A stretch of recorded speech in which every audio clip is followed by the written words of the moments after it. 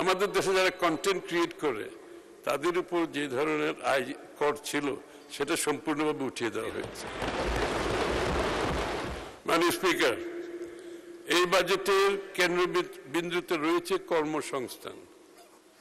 আমরা কর নীতিকে এমনভাবে সাজাতে চাই যাতে নতুন ব্যবসা, নতুন ধারণা, নতুন প্রজন্ম এগিয়ে আসতে পারে।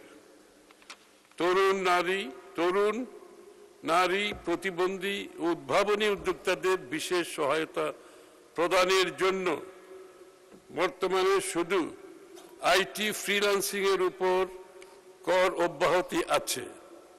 এই কর অব্যাহতির সুবিধা অন্যান্য সকল প্রকার ফ্রিল্যান্সিং আয়ের ক্ষেত্রে সম্প্রসারণ করার প্রস্তাব করছি। অল ফ্রিল্যান্সিং, তাদের আর বিষয়টা নাই। এর ফলে ফ্রিল্যান্সাররা তাদের আয় বৈধ পথে ব্যাংকিং চ্যানেলের দেশে আনতে উৎসাহিত হবে। তরুণদের উদ্ভাবনী কাজে উৎসাহ যোগাতে সকল ধরনের কন্টেন্ট ক্রিয়েশন হতে আয়কে করমুক্ত করার প্রস্তাব করছি।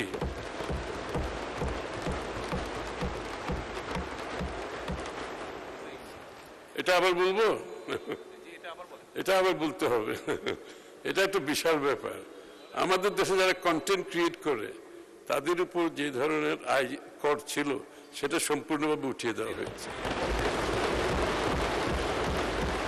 কারণ আমাদের দেশের ইয়াং জেনারেশনরা এখানে এত ভালো করছে, এটা দেশের জন্য যেরকম উপকার, তারা বাইরের থেকে প্রচুর বৈদেশিক মুদ্রা নিয়ে আসতে পারবে।